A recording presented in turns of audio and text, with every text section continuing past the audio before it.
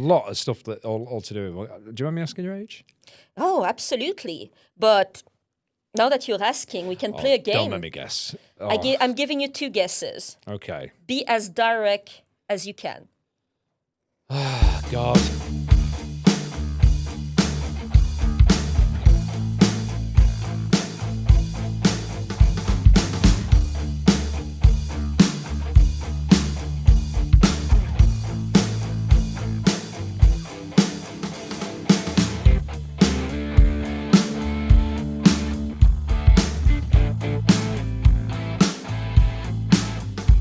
Hello, everybody. My name is Dan Roberts, and this is Real Talk. Today, we've got a very special guest. Roxy has joined us today. Hello, Roxy. Say hello. Hello, Dan. It's a pleasure to be here today. Yeah, it's a pleasure to have you as well. Could you do everyone a favor? Just tell everybody your role in the company for real, what it is you do, your responsibilities, and so on and so forth. Absolutely. Look there. Look at me. I'll just cut that bit out. Okay, perfect. So I'm the client service account manager at Real, which means that I'm taking care of the clients. I take care of their setup.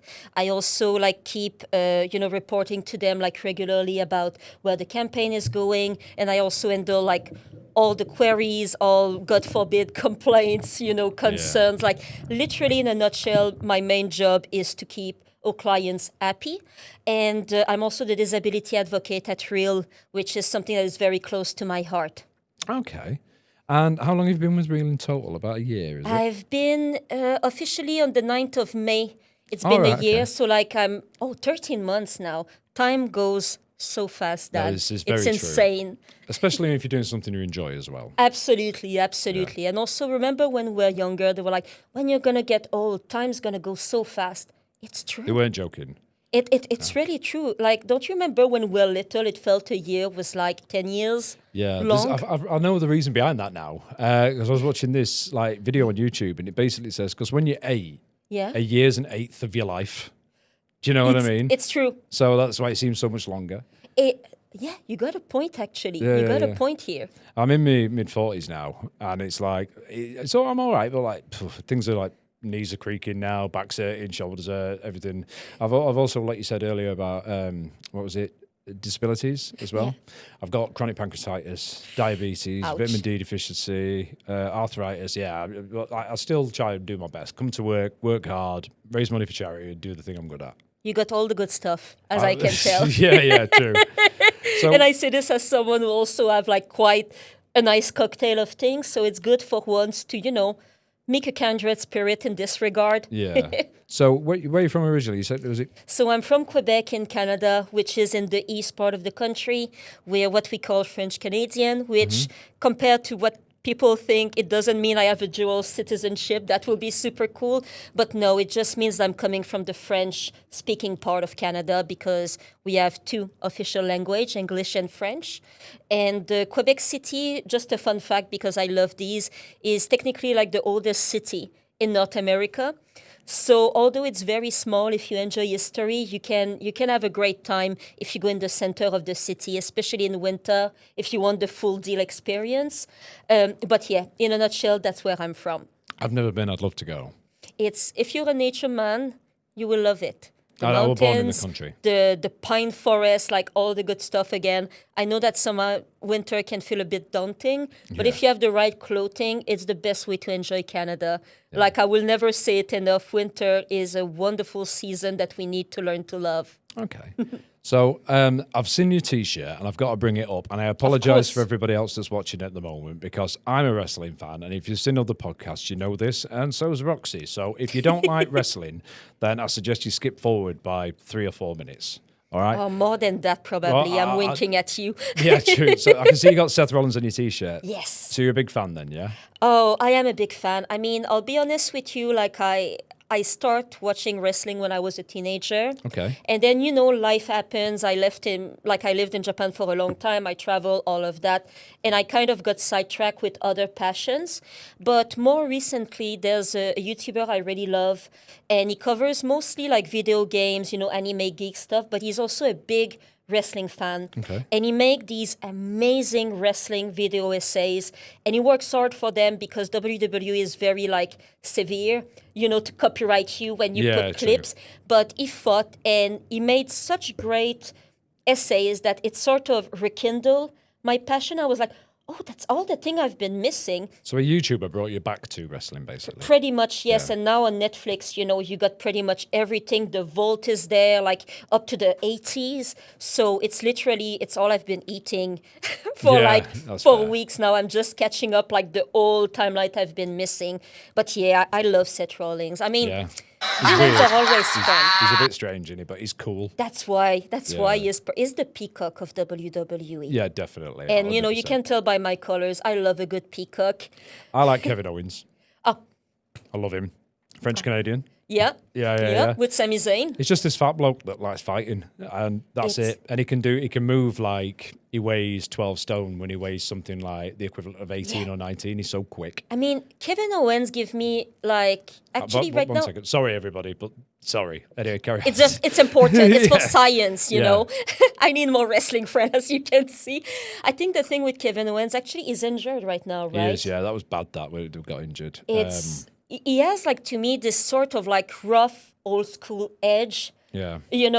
Like, back to the eras where you could, like, still, like, use a steel chair on someone's head, like, more, like, kind of extreme, like, OG He's brutal. type of fighters. He got injured because he got thrown through a ladder and he landed on his head. And that's when I think Cody did that to him, Cody Rhodes. So it ruined him. And he carried on for a bit and had that match with Sami Zayn and then came out and said.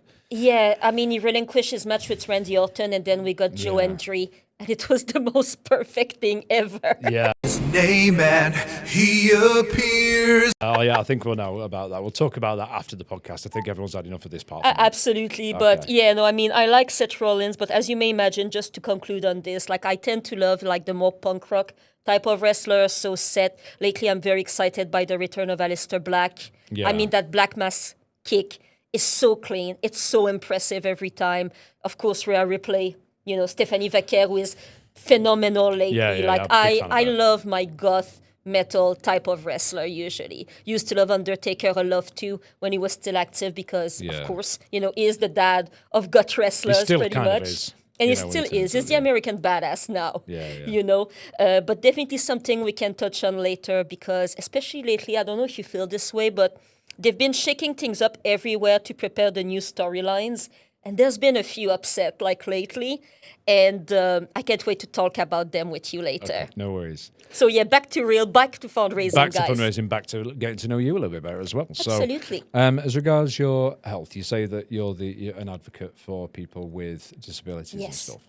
How do you manage like the day to day for work and everything with the way that the disabilities? With my disabilities, that you struggle with, I mean, I'm not going to lie to you. It's rough. Yeah. It really is. And I think that you more than anybody can understand this. I think that, like, it depends probably also your character. Like, although that my body is crumbling, I'm a fighter at heart.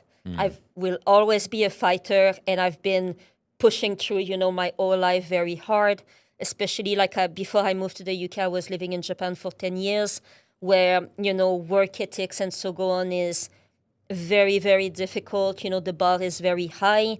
So I will say that it's not easy, And yes, I have moments. Sometimes I need to, take a small break, take a deep breath. How many times a day I'm going to go and, like, have a steam run, like around to just, like, get the edge off.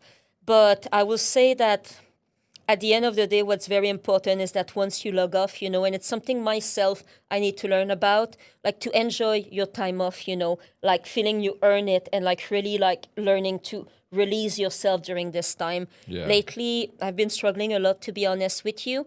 So I think like the best thing, especially for, I'm autistic, I have ADHD. Autistic people, like it's very important for us to regenerate, to sometimes isolate into a little universe or little world.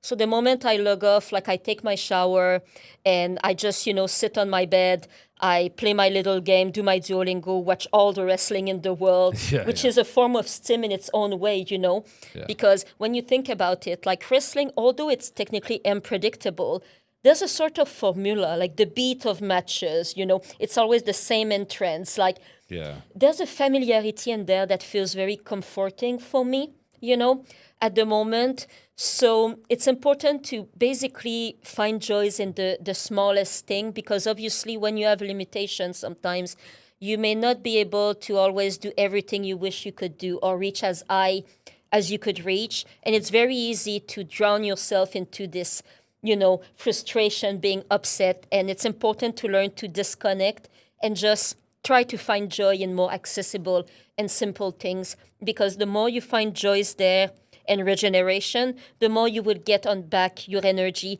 to accomplish the higher level stuff that you Yeah. want to do.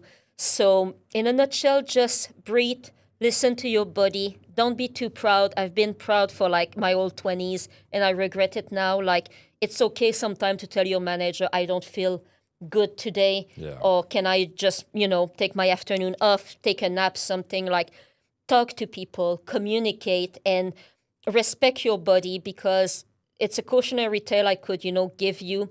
Like, as someone who's been pushing way too much, and I realize it now, that it's not good, People tend to often tell you push, push, push, because they cannot see your difficulties, and often people, they need to see to believe, so they think you're just fussy.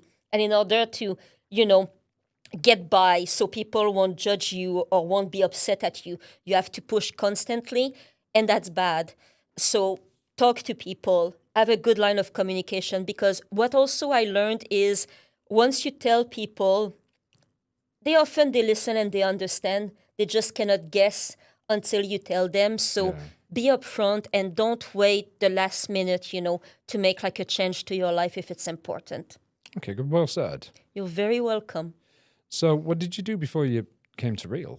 I did everything. Okay, go on, start from the beginning. Okay, let me try to like speed run you like within... Give me a fast run through, and then I'll try to do the same. Fast run through. Okay, so originally I have like a massive background in, I would say, performing arts, being host, radio, theater, musical, all the good stuff really, oral presentation, things like this.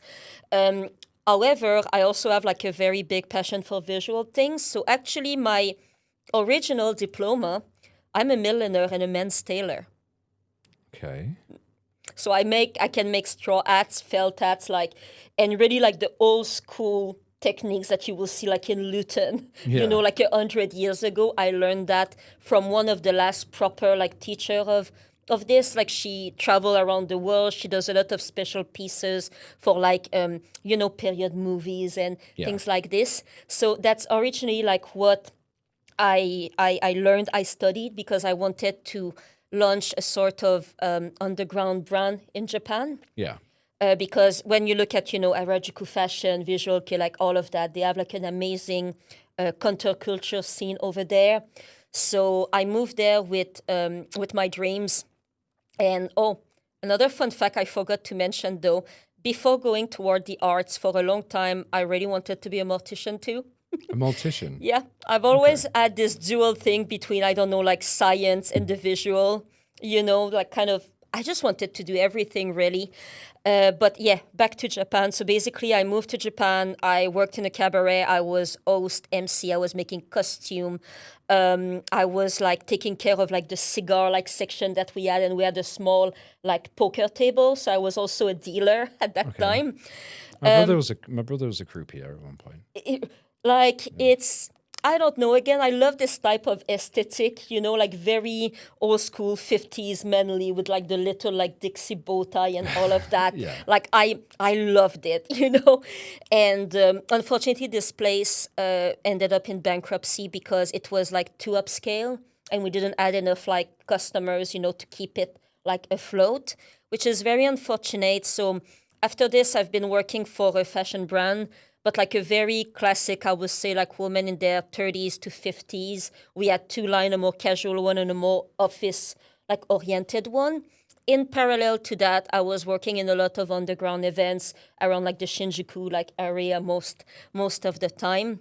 This company also ended up in bankruptcy, sadly. So then I work for a company that they have a kimono rental business, but they also do products like both clothing, but also lifestyle, like plates, for example, chopstick, like inspired of old school Japanese culture, but with a more like modern twist, I would say. And I was in the kimono rental part. So basically, I built the website in French for the French, tourists. I will take care of the customer service. When there was large group of tourists, I could go there and interpret, for them. So again, very wild, type of experience, but I learned a lot about, again, classic kimonos and also like all the Japanese decorum, that is around these things. That was very fascinating. And after this, I've been working as a translator for a graphic software company for artists, mainly manga artists, but also comic artists. Again, translating it to French and taking care of all like the French aspect and French customer, for this software. And after this, I've been moving here, and I've been working as an online stylist. I work in like an art shop. I've been working in television, done a bit of post-production, subtitle translation for television. Parallel to this, I had like a lot of odd jobs too, working in live houses, fetish shops, fabric shops. Like I've done a lot of things. Yeah. So I did my best to run as fast as I could, but you can probably tell I'm not a runner. I wasn't built for that. No. So I did my best here. But in a nutshell, I've been all over the place. I guess we can say that. Yeah. Oh, that's a lot of stuff that all to do with. Do you mind me asking your age? Oh, absolutely. But now that you're asking, we can play a game. Don't let me guess. I'm giving you 2 guesses. Okay. Be as direct as you can. God. 38. Close.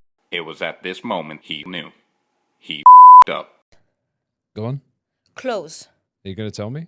I've got a guess. You have one more guess. Okay, can I have higher or lower? Lower. Lower? 35. 36. 36. Oh, there we go. Got it. Went over. Embarrassed myself a little bit on this, but that's great. Absolutely guess me not. them. I will say that you were very good because most of the time people think that I'm either way older than I am or way younger than I am, but they never pinpointed that. It's the same when people try to guess my nationality. Right. Okay. Yeah, fair. Like, probably because I think I don't have, although I have a French accent, I don't have like the European French accent, I believe. So it throws people off. I heard them all. I heard like Russian, Polish, Brazilian, which was wild. I don't see myself looking like a Latina at all. Irish, which is technically close if you look at my ancestry. But yeah, I've heard like all the answers in the book. So you've done actually very, very well. Yeah. You're getting a gold star. Go on then. How old do you reckon I am? Oh, you said that you were in your 40s. Oh, you already know then. Earlier. Yeah. I would say you're definitely like early/mid 30s. I'm 43. That's what I was about to say, like 42, 41-ish. Like you're not in the second quadrant. No, not yet, but I will be soon. And it'll be there before we know it, as we said earlier. And also, don't you feel this way too? It feels like when we were young, people at 30-something, 40-something, they look like grown-ups, right? Yeah, and we've surpassed that. And they were adults. That. It's not cool. But now that we are there, it feels to me everybody is timeless by now. Yeah, so you know what I mean? Policemen are looking younger now. And it's weird, but like it's they're just not as impressive as they used to be. No, they all used to be 6'2" and built like. I know, massive units of mans, and now it's not that anymore. No, not at all. But I'll tell you what, Roxy, it's been a pleasure having you on this show, and I would love you to come on again because you're very interesting, and I like interesting. You're very welcome. Call me anytime, Dan. Not a problem. You can have one of these as well if you like. Absolutely. Not a problem. Thank you so much. And thank you all for watching as well. So I've been Dan Roberts. This has been Real Talk. So with respect, ethics, activism and love, I'll catch you on the next one.